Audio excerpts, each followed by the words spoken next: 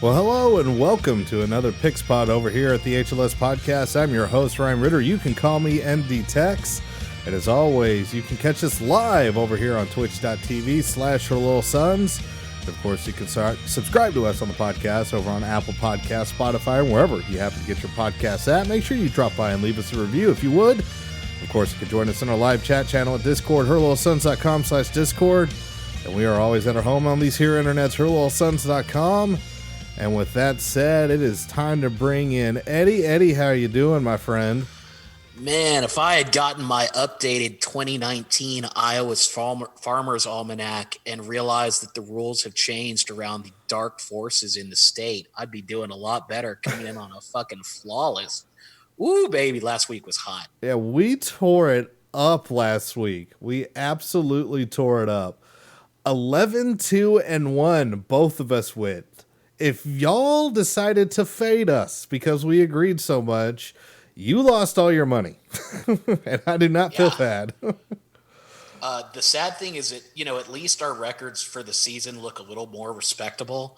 It's sad, though, that a +9 week still leaves us as far under 500 as we are. Yeah, I am still in the lead. Eddie did not gain any ground since we tied for the week. 77-82-1.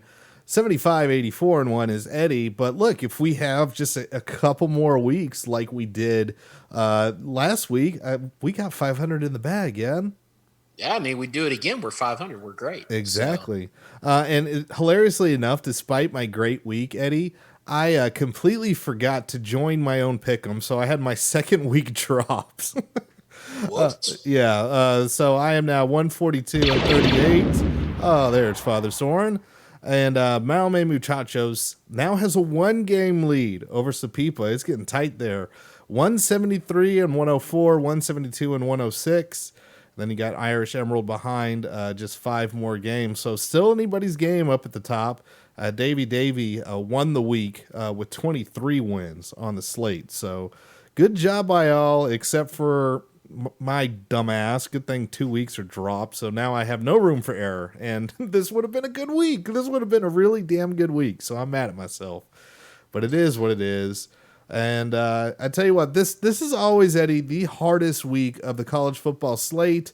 Everybody likes to take a week off, especially the SEC. But we still managed to find some games. I'm trying to keep 14 on the picks. I came up with 14, so you ready to go at this, sir? I really don't like the look of this slate, but much like Ian Book, we finally remembered how to do this thing, so let's go, baby. Oh, very nice. Well, we do bring up that beautiful board, and the biggest game of the week is going to lead us off because Fox is coming out firing big and nude in the afternoon. Number 8, Penn State against number 2, Ohio State. The Buckeyes at home are an 18.5-point favorite against a top 10 team. Your total is 57.5. Lead us off, Eddie. Who you got? My gut on this was Ohio State is possibly the best team in the country. They're much better than Penn State. I don't trust James Franklin ever. He'll fuck up somehow on a game day. And they'll cover that. The problem is that's 3 touchdowns. That's a lot of points, especially for an 11 a.m. kick. Going to be a little sleepy. And then the most important thing, why do research when you can wait for smarter people to do it for you and then just steal that shit? Oh, let's hear this. From the Bear at ESPN. Did you know that Ohio State has failed to cover each of the last 6 years the week prior to Michigan? And all 6 of those games, they were at least a 2-touchdown favorite. Wow, no, I did not know this. That's a trend. I love me some trends. Give me the Nittany Lions, please. All right, so here's the thing. Before this matchup even got set up, I was watching Penn State play Indiana. I was watching Indiana torch the secondary. I was kept being told that Penn State's defense is really good. And it was a big testament to Minnesota that their wide receivers were able to get a lot of yards on that superb secondary.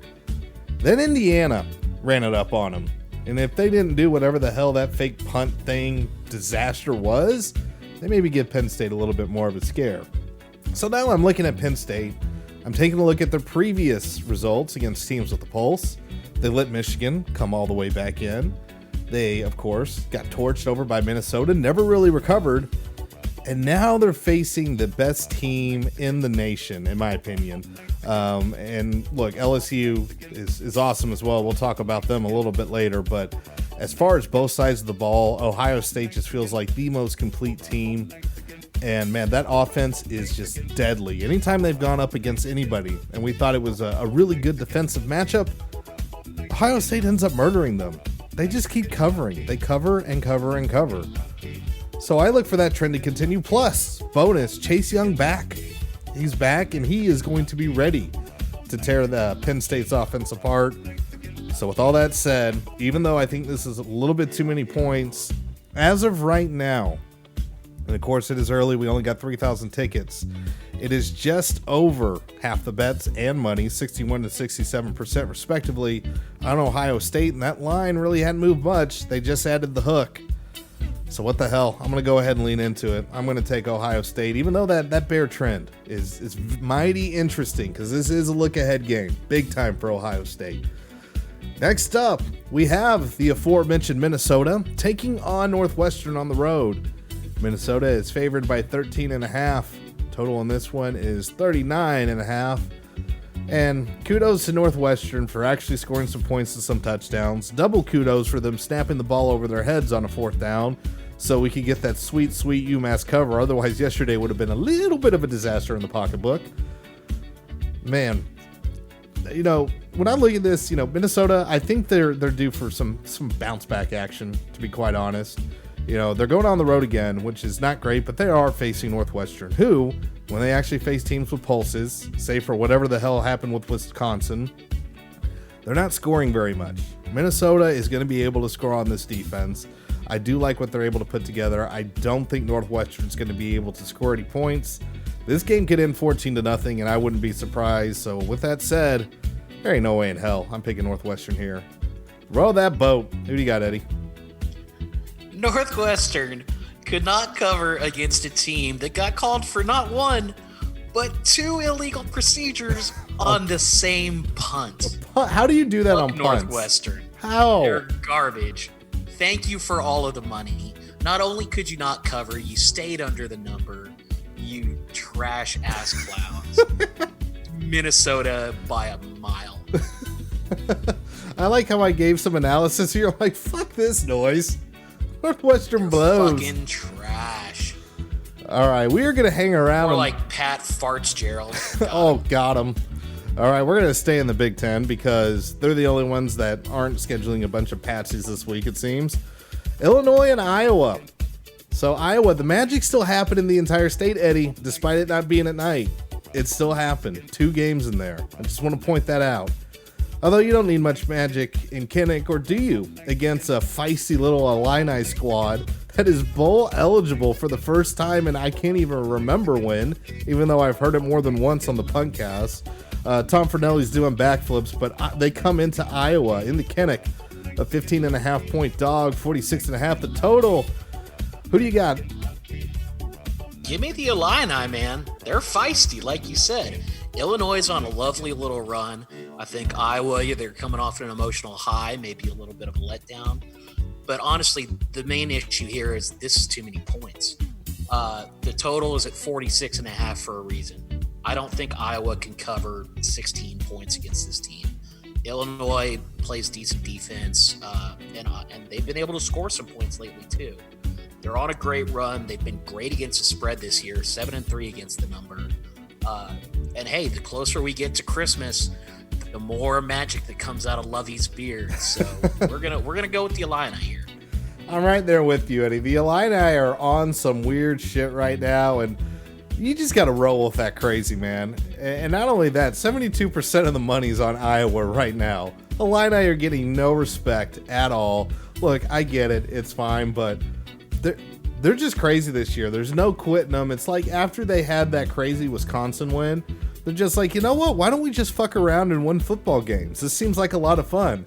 And that's really all you can do to describe it, because if you've actually watched these games or even examined the box scores, they're not playing particularly well, but they're still finding a way to not just keep it close, but flat out win. And look, this has got letdown game looking all over it, and the Illini are not the kind of team that you want to face on a letdown whatsoever. So yeah, give me Illinois in this one. Lovie Smith and that magical beard. Santa is coming to town and bringing Bahama Bowl or whatever the hell they're going to at this point. Yeah, well, and you mentioned the amount of money on Iowa right now. The thing is, we're on the best number. This opened at 12. It did. And it's up to 15 and a half. So I think if nothing else, we've gotten to a point where it's gone too far and it's just a value play at this point. Absolutely. All right, well, let's move to the Big 12. Oklahoma State, we're bringing in your favorite team, Eddie. A 7-point favorite on the road against West Virginia. Total is 57 and the hook. And, man, I really wish I didn't do this, because I was like, I'll pick an Oklahoma State game for Eddie. Let's see what the spread ends up being. And then it's on probably the worst possible number I would actually want to pick here. Like, West Virginia is not playing good football at all this season, and that's the reason I'm going to go ahead and stick with Okie State. They still, because of how crazy the Big 12 is, have an outside shot. If they are able to win this game and they win Bedlam, they can get into the Big 12 title game out of freaking nowhere. It's been a very quiet season for the Cowboys, so they got a lot to play for. West Virginia just doesn't have it this year. So what the hell? Let's tear into it. We'll go with the Cowboys. Who do you got, Eddie? What line do you have up? I have 7 for Okie State. Okay. I asked because Action Network currently says 6.5, which is what I thought we were using. Oh, I did not see this update. Let me take a look there. We'll take. Oh, I should actually go on the right tab. Let's see. Yes, it is down 6.5. So we'll take it at 6.5. I feel even better about that number. Okay, well, I say that because that was what I was looking at, and I'm like, well, at that point, I'm taking Okie State. If you make it 7, I might question it a little bit. But at 6.5, I feel much better about Oklahoma State.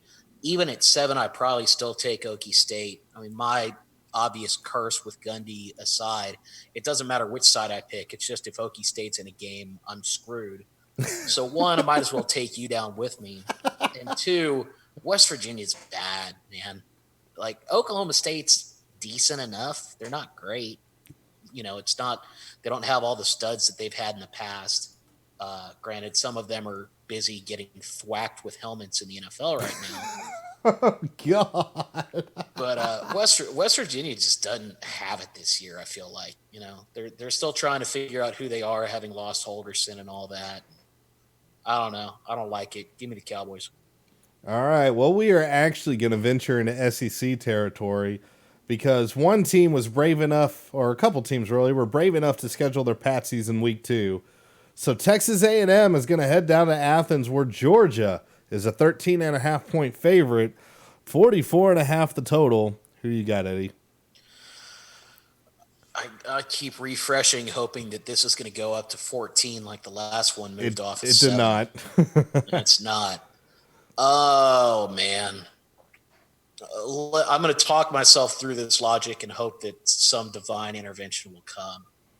Georgia is much better than Texas A&M. However, Texas A&M has played the hardest schedule in the country and has put up an admirable fight. They're 6-3, only 5-4 against the number, but they've been pretty good defensively for the most part. And then you look at a Georgia team, obviously playing great football right now, but this is not an offensive juggernaut. They don't beat you with offense. They beat you with their defense. If you look at them against against the total, they've gone under the number 8 times this year. And because of that, I'm gonna hope our old buddy Mike Elko does me a favor. I'm going to expect that Georgia does not, Jake Fromm doesn't realize he's allowed to throw further than 12 yards downfield. And I'm going to hope that this total set at 45 is set there for a reason. And we're going to go for a close game. I think Georgia wins by 10, but that's not enough points. I'm going to take the Ags to cover here. Eddie, I agree with everything you said, but the one thing that has me nervous is the fact that Texas A&M hasn't been able to protect Kellen Mond at all much this season whatsoever. Yeah. But the problem is as good as I think Georgia's defense is going to be, I think the one point you made about where the total is pretty much what seals this decision. I think the total is where it is because nobody's expecting Georgia to put up a bunch of points, but nobody's expecting Aggies as well. It's like a reverse shootout here. I don't think either of these teams are really going to put up points. This has all the makings of a rock fight because, yes, Kirby Smart, I think, has very well proven that he will play as conservative as humanly possible. And Jimbo has also proven he has no issue trying to backdoor cover using all of his fucking timeouts and everything else. So because of what those assholes did to me against Clemson, I feel burned by that. So I'm going to lean back into that side again. I'm looking for the backdoor cover here. I think Georgia can easily, and look, every game that Georgia's had against a decent or semi-decent team, they come out, they get a comfortable lead, and then they just let people right back into it. The Aggies are good enough to score against a defense that will decide to stop playing. Georgia's proven they can do that. So what the hell? I'll take the Aggies against my better judgment. Gig'em, please, for the love of God, don't disappoint me because I would love to see an actual entertaining game. All right, let's get some good old hatred going, Eddie. You think you can muster up enough hatred on this week? You think you can do it? I have a hunch that yes, I'll be able to. All right, well, let's see what happens here. Number 13, Michigan, on the road, 9.5-point favorite against Indiana. 53 is your total here. And I tell you what, this is a nice, cold Midwestern game. I'm thinking of cold. I'm thinking of cold treats. I'm thinking of ice cream. You know what goes nice on ice cream, Eddie? What's that? A little bit of sprinkle, sprinkle, sprinkle. Dude, I'm taking Indiana here. And I might sprinkle a little bit on the money line because Indiana, again, we said it last week. Do not sleep on Indiana. Yes, they shot themselves in the foot against Penn State, but this is an absolute letdown look-ahead sandwich for Michigan. They are facing a team that they're not sneaking up on people anymore, yet somehow the Vegas total is almost in double digits for Michigan, and they're on the road. Michigan does not play well on the road. They have Ohio State next week. They're feeling good about themselves. It's time for that other damn shoe to drop right now. So, yes, give me Indiana. I'll get a little bit spicy and take the money line on this just in case everything goes full fucking weird. So, what the hell? Let's go. Let's get weird. What do you got, Eddie? Yeah, this line's been moving. It opened at 8. We're up to 9.5. I would suggest to the listener maybe wait until we get a little closer because I bet it's going to jump to 10. As always, we are nothing without our principles, and a guiding principle now and forever is always fuck Michigan. But like you said, you've got the letdown look ahead sandwich. Shout out to the Solid Verbal. You've got stealing back from the Bear. Did you know that Michigan has failed to cover each of the last 3 years the week prior to Ohio State? Man, there's something with that little rivalry going on or that nobody can cover before, huh? And twice, that was as a big favorite against the Indiana Hoosiers. Oh. Indiana has always been an agent of chaos, but this year they're actually a decent team as well. I mean, you and I were all over the game last week against Penn State. They damn near had them. And they've been on a good run before that, too. So I am also going to go Indiana. I don't know if I can sprinkle the money line because Michigan has been real goddamn scary since halftime at Penn State. They have, but we're house money, Eddie. There's house money from last week. It's a fucking joke anyway because it's our money, my friend. So I'm not going to get too high on the horse after one solid week. But all that being said, fuck Michigan. Let's take IU. All right. We got one more game before the break, and we're bringing back the ranked again, Eddie. Your ponies. They're ranked. They're back. Pony. Except now they got to face Navy, who is a 3.5-point favorite at home. 66.5 is the total. Who do you got, Eddie? Well, we saw last week that there's a reason that the Air Force gets to cover the air because Navy sure as shit isn't. Their secondary, ooh, buddy, they looked real bad. And if there's one thing SMU knows how to do, It's Sling the Rock. A couple great receivers. Shane Buechele's obviously done a great job transferring there. I like SMU here. I like SMU outright. You're not going to get much of a money line on a 3.5 point line, but it's still worth a look. I've got the ponies outright here. You know, the questions with Navy are always, can they stop you from scoring? Sure couldn't do it against Notre Dame last week, and SMU's passing threat has been, let's at least say, much more consistent than Notre Dame's this year. And Okay, it's and fair. two, It's fair. if you get behind, does Navy have enough time to catch up? You know, last week we obviously shifted down a couple of gears in the second half, and they got a couple of scores, but that triple option just melts clock on you. And so I think if SMU comes out, you know, we've seen all they like to do is put up points. Obviously, their defense isn't great, and I'm guessing they're not going to have all of the takeaways that Notre Dame had last week.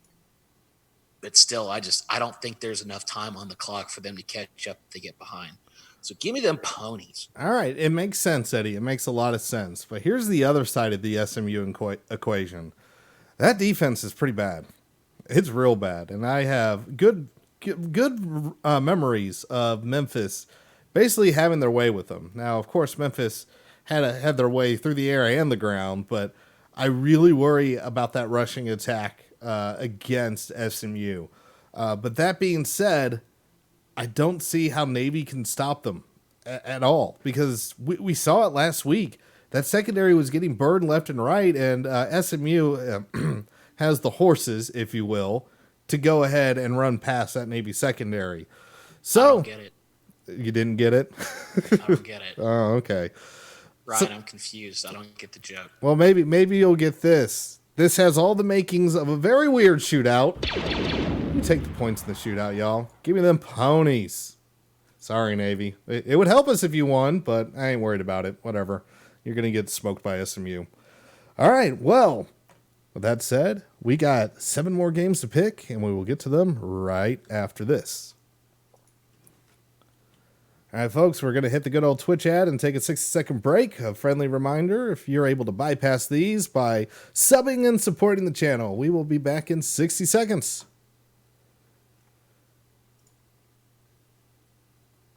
I always get nervous every time I hit that button that it won't work. I'm scarred. I'm scarred by tech. Understandably so. Oh, all right. Fuck, all but one so far, huh? Yeah, and I honestly thought you were going to take the Buckeyes on that one, so I'm a little surprised. I actually had written down take Ohio State, but between the stat, that bear stat really jumped out at me. Yeah. And if it wasn't an 11 o'clock, like you put that at prime time and let that crowd get liquored up, that'd be one thing. But we got to get big and nude instead. Always. Yes, Clearwall, there's a lack of alcohol because, and Biddy, this is why there's no new drops. Work has sucked ass, man, guys. I am dragging. I have had more coffee than I can count. I had some on the way home. I am still like halfway asleep in my mind. So, I mean, I got to roll with something. Otherwise, it's just not going to work out. All right, looks like the ad was done. Let's get right back into this. Okay.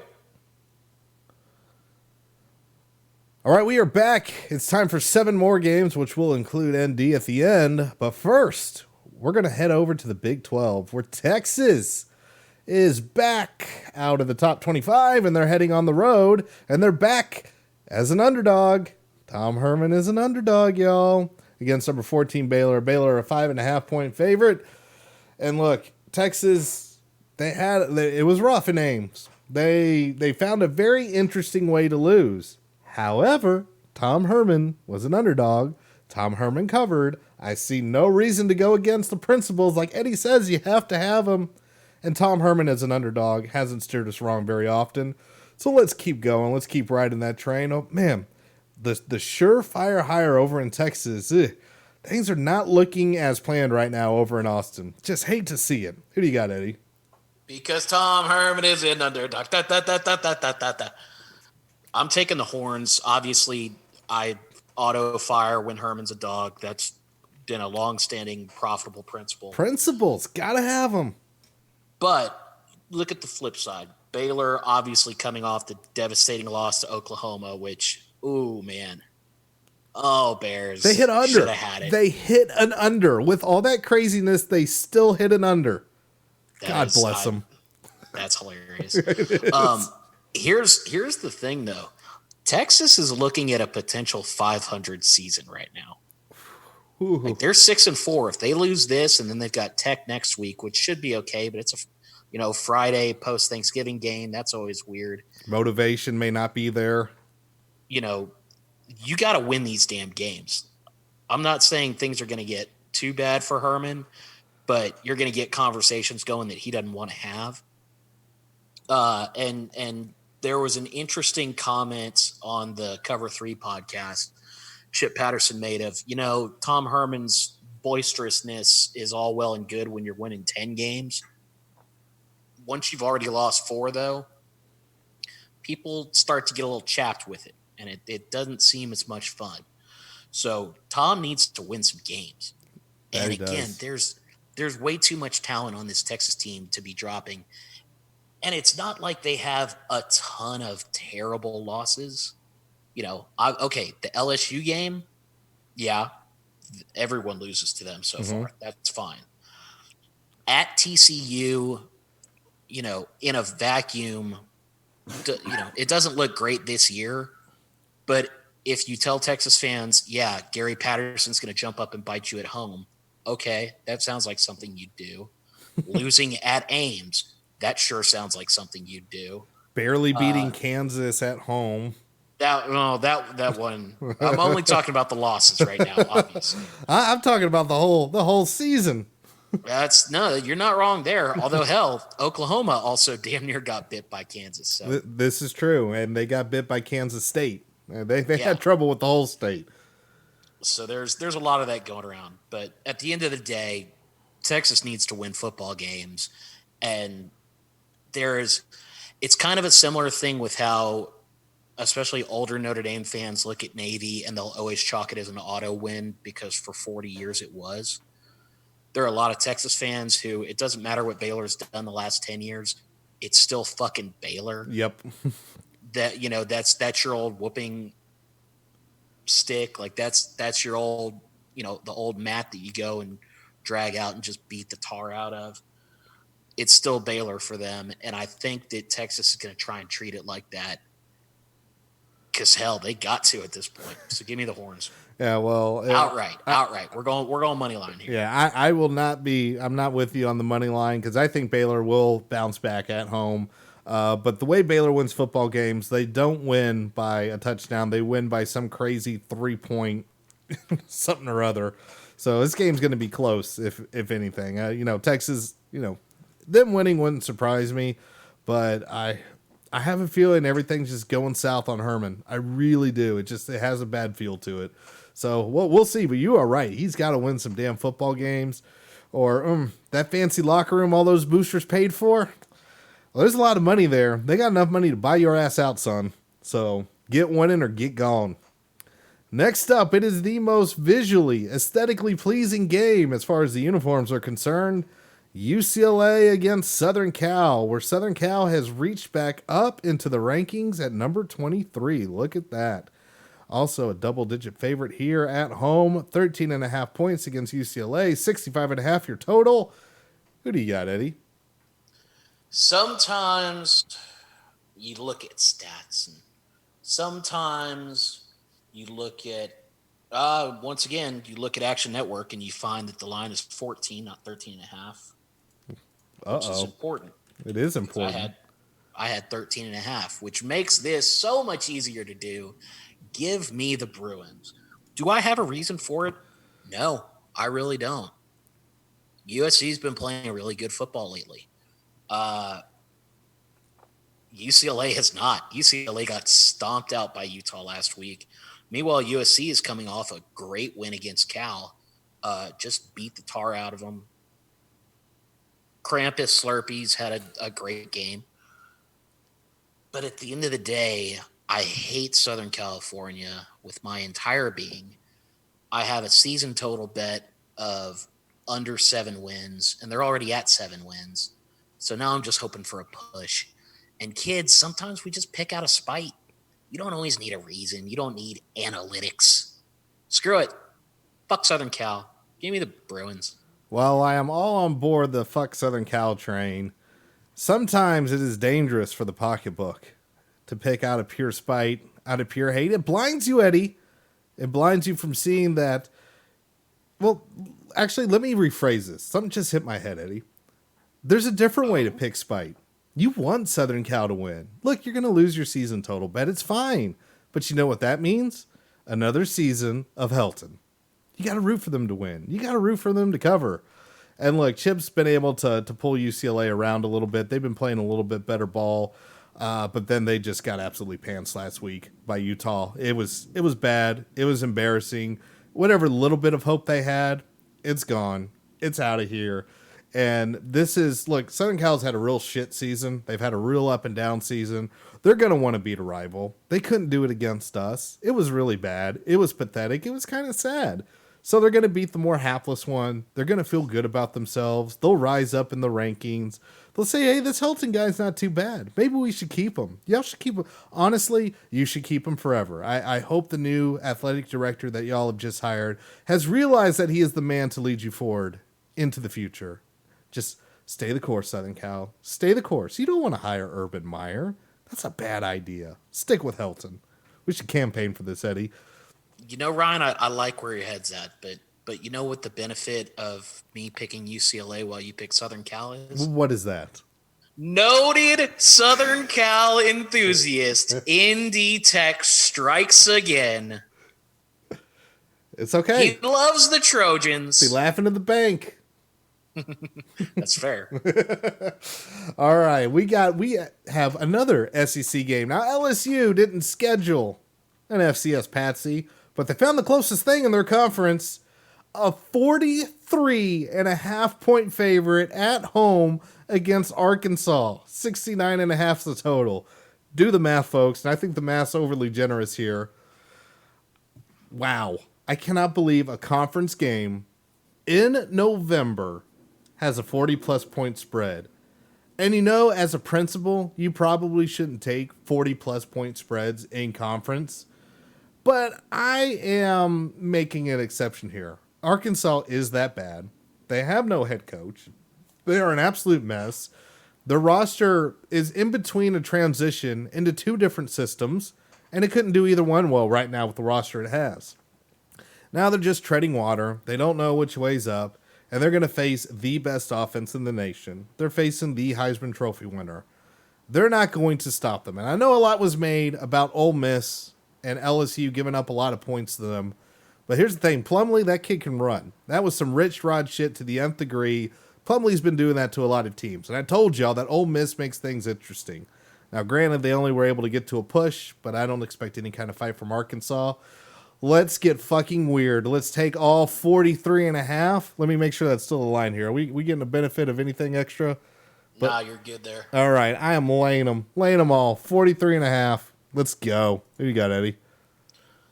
Look, Arkansas sucks out loud. There's no questioning that. But we saw last week a conference game that had not a 43, but a 33-point spread involving a worse team, or I'm sorry, it was a 53, a worse team with Rutgers and Ohio State. And Rutgers covered that fairly easily. The first quarter TD, I am blaming that on a lack of Chase Young. Sure. I will tell you that I expect the first half line in this game is probably, I'd guess they put it at like 30, 31, and I'm going to hit that hard. But 43 for the game, I'm going to take Arkansas. And it's for two reasons. One, as we saw with that Ole Miss game last week, LSU can pull up on defense. Obviously, as we saw against Texas, they can give up a lot of points. Arkansas still has some talent on the field, and they've got a lot of young guys that are playing because they don't give a shit right now. So they're going to chuck it. You're going to see trick plays. You're going to see all kinds of weird shit.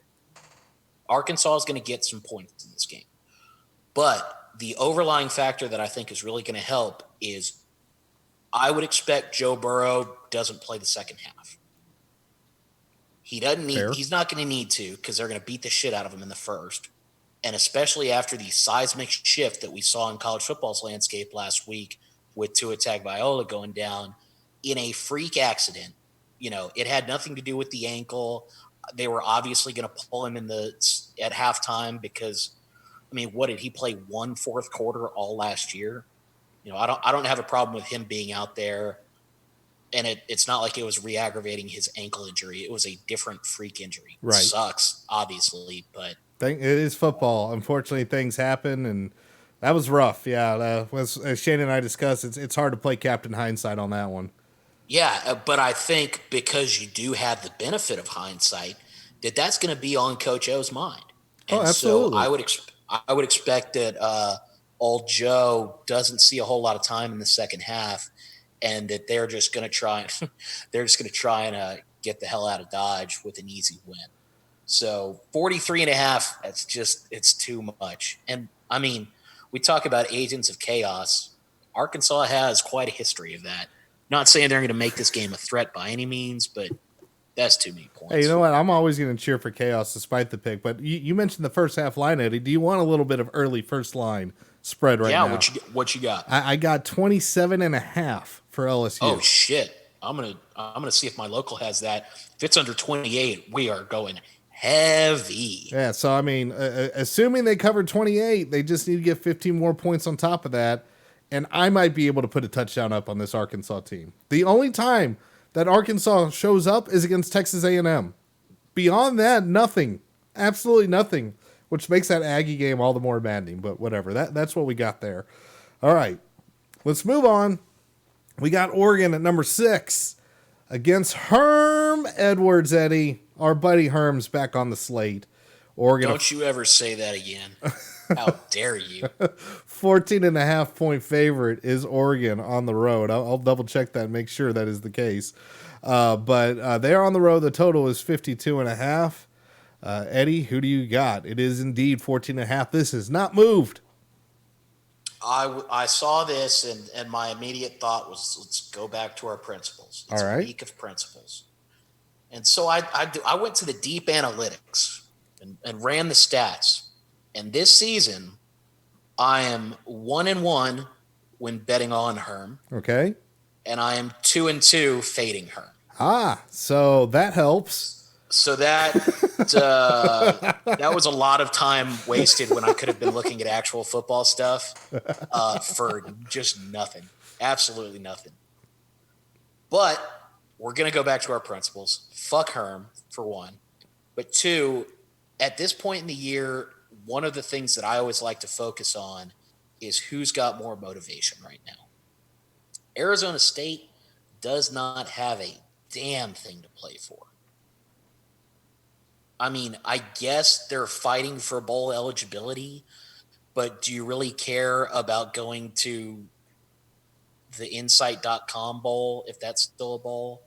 By the way, shout out to the Belk Bowl. Oh, rest in peace. We'll mourn you till we join you. Cheez-It Bowl, shame. We're counting on you. We're counting on you, Cheez-It Bowl. See, but that's a whole different type of shenanigans. This is true. It's a sad day that we're going to lose the Belk Bowl. But going back to the point, okay, Arizona State is maybe trying to play a shitty game in, I don't know, South Dakota or something. Meanwhile, Oregon is just banging on the door of the playoff, but they know that even if they win out, they still might not get in. So they've got to do something to get people's attention. Odds of voters watching the game, not great, because this is it's a 6:30 kick for us, 7:30 prime time. There's actual possibility of people watching this game for once. Especially with this week's slate. Yeah. So I think they're going to try and come out and just beat the hell out of this team, try and make an example out of Arizona State, try and put a hurt on them, and do as much for their chances as they can in the playoffs, because they're fighting an uphill battle right now. So give me the Ducks. I really wish this was just 14 even. It would make this pick a Yeah. lot easier, but I'm going against Herm as well. I agree that Arizona State. I mean, they're starting to fall a little bit apart here, and Oregon. They've been getting a little bit spicy. You know, they have a trip up here and there, and they had one against Washington State, which maybe was a little bit of a letdown after the Washington game. But they just got done beating Arizona. So they're going to complete the state conquest right now, this time actually going to the state to plant the flag. Yes, they play Oregon State next week. It is a rivalry game. You're not looking ahead to the Beavs. It's just not happening. So I really don't have much of that factor. They blew the doors off SC on the road before that. So they've shown that they got the ability to go strong and do some craziness. Arizona State, on the other hand, as far as where they're looking in their schedule, do you know what happened in their last game, Eddie? What's that, Ryan? They lost to said Beavs by a point. And look, the Beavs are playing a little bit better, but they've lost them. They've lost against SC, and they were at home with that one. They lost to UCLA by 10, and they got not stomped by Utah, but beat convincingly. And they've also lost to Michigan State, who is all kinds of bad right now. Colorado, who is all kinds of bad right now. Somehow they beat Cal, which I still don't understand. And they beat Wazoo, but they also only won by 12 against Sacramento State. Now, they're all over the map in a completely different way. It's either they kind of put something together or it's just all bad. So with that coin flip and the fact that it's, Oregon will win and maybe they won't, will they or won't they cover, or it's team and, well, maybe they will or will not show their full ass, I will take the other side of that coin and stick with the Ducks there. Oklahoma, off of the largest comeback in school history, heads over or stays at home hosting the TCU Horned Frogs. Total in this one is 65. OU is an 18-point favorite. Oh, goodness. OU's been really weird these past few weeks. And, you know, they look like a murder machine. And then they had a couple, they lost one, had a couple more scares. And then against Baylor, without CD Lamb, mind you, put together a hell of a comeback. I think they're just going to keep that rolling. They're going to be juiced. I'm not looking for a letdown here. There is a little bit letdown, look ahead, sandwichy stuff going on here because I do have Bedlam. But the Big 12 title game is on the line every week. They got to stay sharp. And they also, just like Eddie said with Oregon, they have to make statements. They have to win big.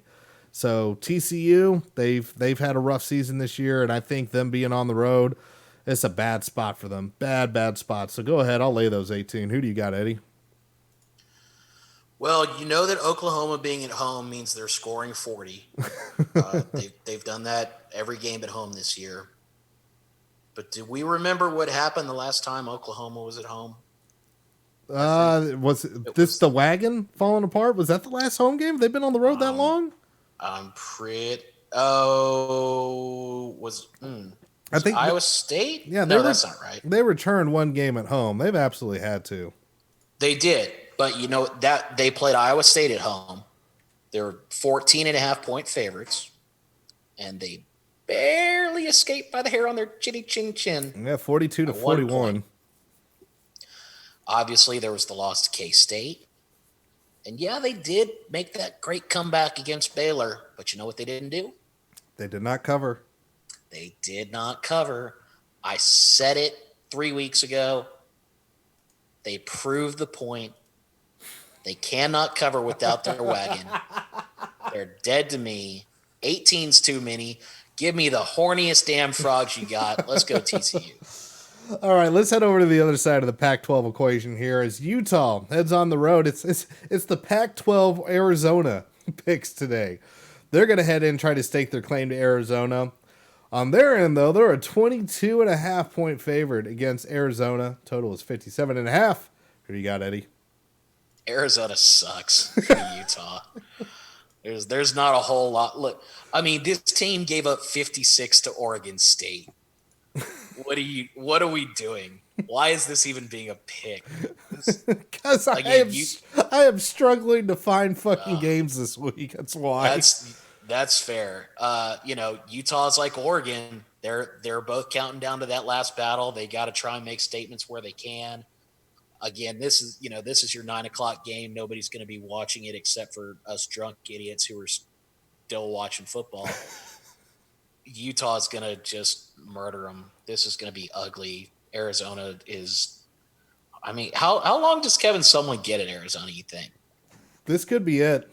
I mean, it has fallen off such a cliff. And as we've said before, you had at one point somebody that was in a Heisman conversation. And it's like, oh, well, let's get the guy that had Johnny Football. It should be just fine. And no, now I'm thinking I start to see when you remember back a few years ago when there was just a mass quarterback exodus over in Aggie land, and it looked like they were going to call me to go play QB. I think I know why. I think I'm starting to see why.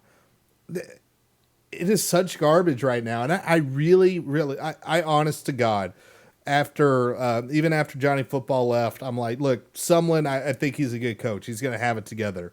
And he wouldn't prove me wrong. And moving to Arizona, I was like, I don't get this, but hey, maybe a change of scenery. He can sneak around, fuck around, and he's just got to win 7 and 8 games. He could do that at Arizona. He's got Tate.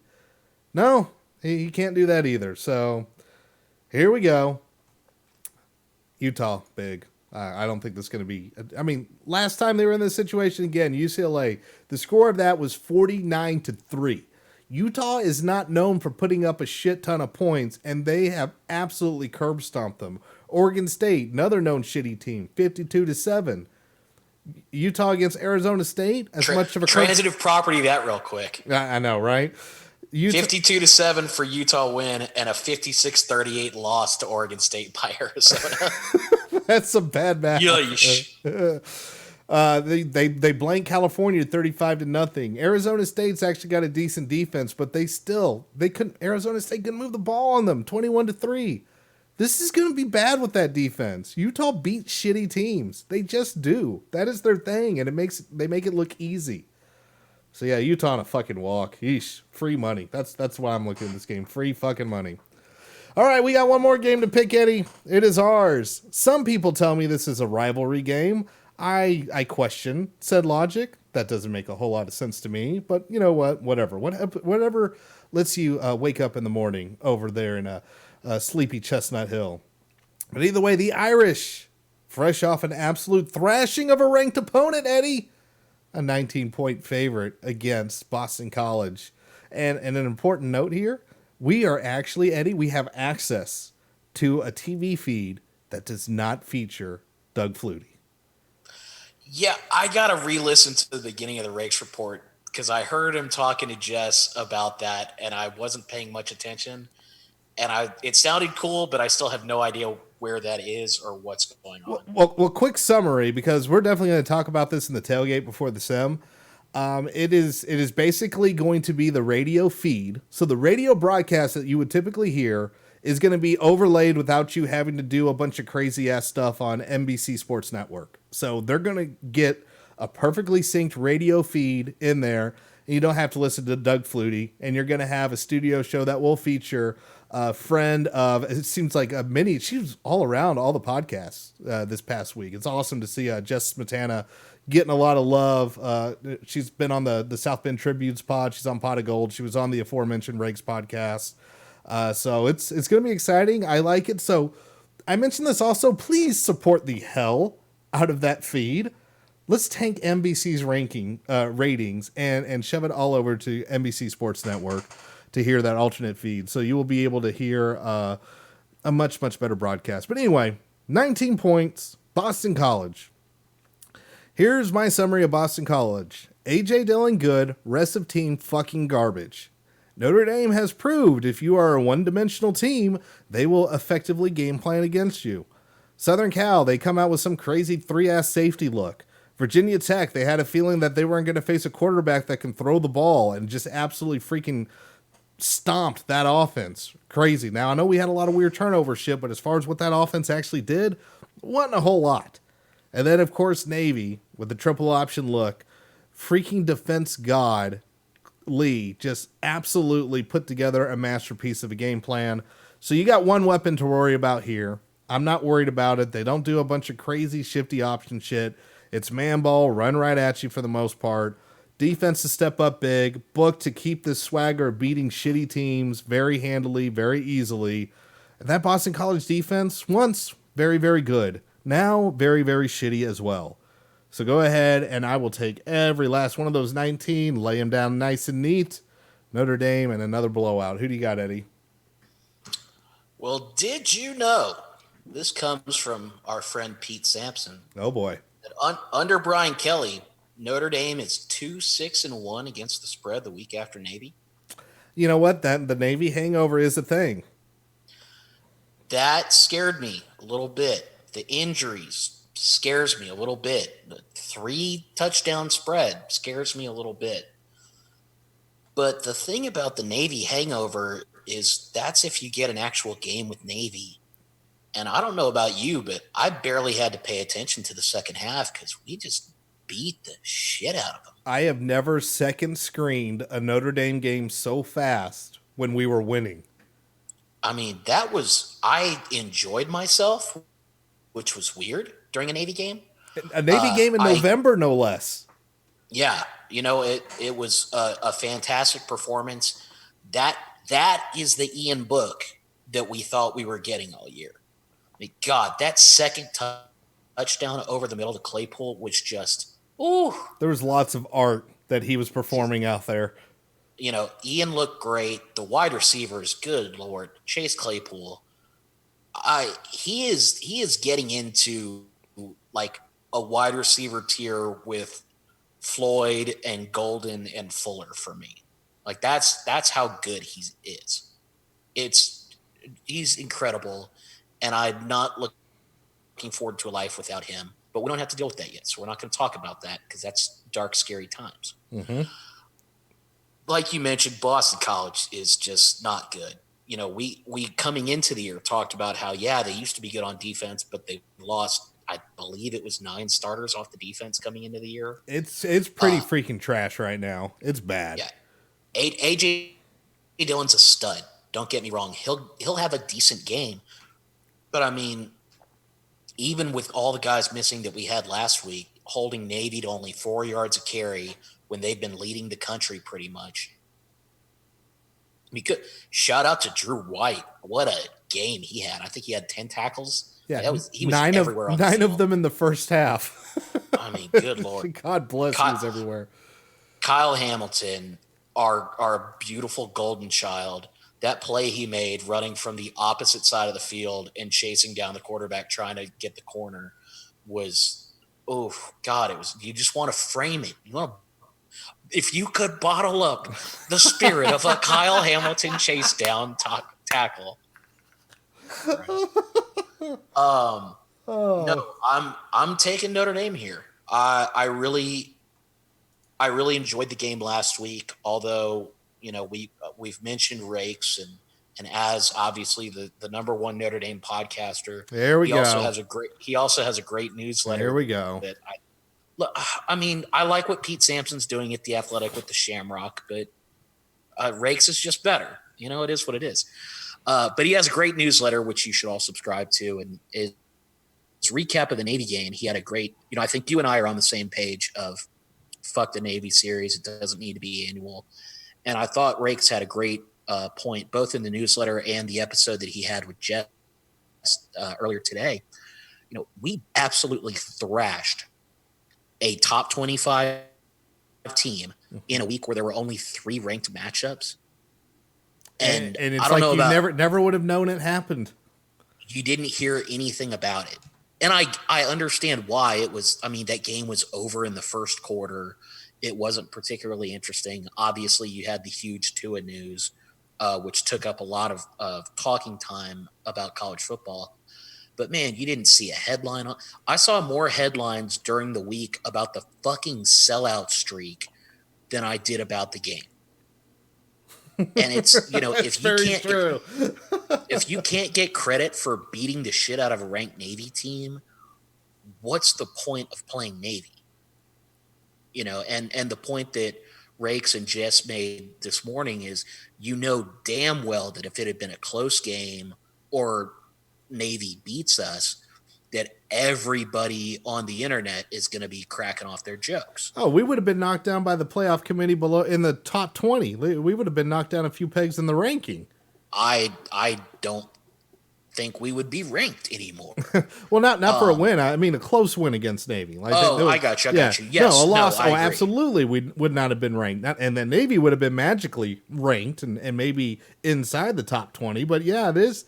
And like I said with Shane, I understand all the arguments, but I'm also a realist. I think I've made peace that it ain't going anywhere. But yeah, it would not break my heart if it was every couple of years, every 4 years, to do a little bit of a break, because it wastes practice time, not just before Navy. Brian Kelly got very smart and knew he had to start in fall camp with making sure you got triple option. In recruiting, he is looking for some kind of preferred walk-on or somebody to run a triple option offense. We have to spend way too much time on this bullshit.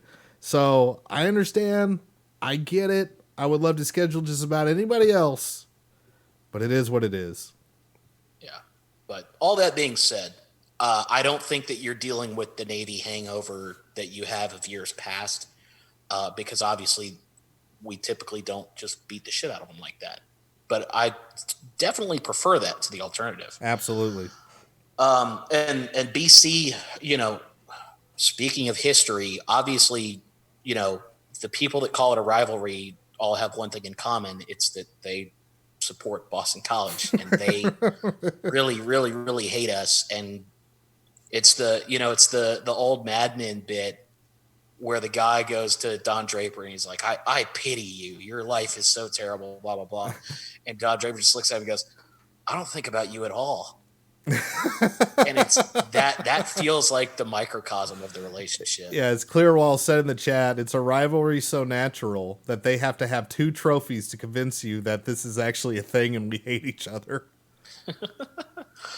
But yeah, so obviously I think they have more motivation than we do, but I don't think motivation's going to be enough on this one, especially since Ian Book remembered how to play quarterback and Chris Fink remembered how to play wide receiver. Yeah, we're like, where's that shit been all season? Tell you what, I wish they'd figured it out before Michigan. Sure should do. Apparently, like I said, we're gremlins. You can't get us wet or something, and then it all goes to shit. Brian Kelly is Bruce Willis from Unbreakable. That's all there is to it. But yeah, man. Well, we're going to keep riding with the Irish because I'm not going to be able to do it next week. Spoiler alert. So let's get one more pick in for the good guys while we can. Oh, okay. All right. Well, yeah. I mean, it's been nice. I want to keep this November run going, and it's a nice senior day as well. Let's have, this is when you want to beat the barn doors off somebody so damn bad that you're getting walk-ons that you've never even heard of. If you have to start going online to figure out where these folks are or digging up your preseason magazines, that's where we want to go in this game. That's absolutely where we want to go in this game. So, Eddie, with that said, why don't you lead us out, sir? You mentioned that it's senior day, and one thing that we hadn't talked about is there are some seniors on this team who are great contributors, and you got to remember these kids came in and they put up a 4-8 year. Mm-hmm. So you got to think that a team like Boston College comes in at their last game at home. They're going to want to come in and show out. They're going to want to come in and just beat the hell out of them. And so I hope that they get to do that. Again, we know where we're going. I keep seeing people on Twitter being, they look like Charlie from It's Always Sunny with the board with all the red string trying to connect. Here's how we get into the Cotton Bowl. Kids, look, man, just book your Disney World tickets now. It's a lock. That's what's happening. I've been saying it for weeks. I'm going to keep saying it for weeks. It's okay. We can still finish out a 10-win year. We can have, this 3-year run since the 4-8 year. This senior class can go out with an incredible record. They're sitting on 30-6 in the last 3 years, with only losing to home at against Georgia since that aforementioned disaster season. Yeah. Have an incredible home winning streak, can get to 32-6 in the last 3 seasons. That's a hell of a run. And it's something that a lot of these kids have fought real hard for. And I don't think they take it lightly. I think that they're going to want to go out strong. And this is there's a lot of fun players on this team. It's not always a fun team to watch, but there's a lot of fun players on this team. And, you got to enjoy it for what it is. We're running out of weeks, man. I hate it because I'm somehow losing to you still, which I'm shocking is lulling you into a false sense of security to really just tear your heart out at the end.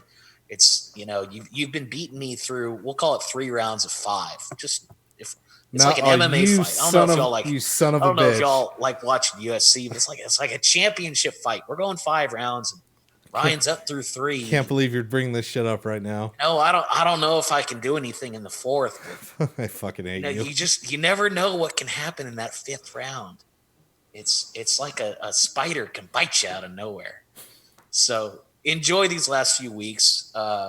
Enjoy this last time you're going to get to see a game at Notre Dame Stadium for quite a while. After this, it turns into a place of weird hockey games or Billy Joel concerts and all sorts of weird shit. So enjoy it. You get one last look at the dumb mums. You get one last look at making Boston College run out of that tiny little tunnel. Oh God, I love that. That's by far the best part of the stadium upgrades. The spiteful tunnel. It's not as good as I want to give Duke a shout out because I don't think we mentioned it a couple weeks ago. But Duke does a similar thing to Virginia Tech, where you got to walk like a full fucking mile. You need to take a fucking Uber. God, I love it. It's that kind of shit in college football that I love. It's the ridiculous pettiness. It's just there's something beautiful. I think that's. I don't know if that's intentional pettiness. I feel like they didn't even think about it. And they're like, oh, well, I guess the visitors' locker room's over there. Well, they were gonna put a visitors' locker room in the football stadium, but then they realized that money could go to basketball somehow, and so they got 24-karat water bottles or something. I don't know. But enjoy it, kids. We're running out of clock on this college football season, and Lord knows the world is a sadder place without college football. So enjoy it. Have a good time. Beat the shit out of Boston College because it's just better to do things that way and remind them why they are the Fredo that they are. Hail Gambler. Go Irish. All right, folks. Thank you to everybody that joined us live over here on twitch.tv/LoyalSons. Make sure you swing by tomorrow for the sim. And, of course, subscribe to the podcast over on Apple Podcasts, Spotify, or wherever you happen to get your podcasts at. Make sure you drop by Discord. That is our live chat channel, herloyalsons.com/Discord. Of course, you can always find us at our home on the internet, herloyalsons.com. Well, that said, y'all, let's end it strong on Senior Day. Go Irish, beat Eagles. Have a good one.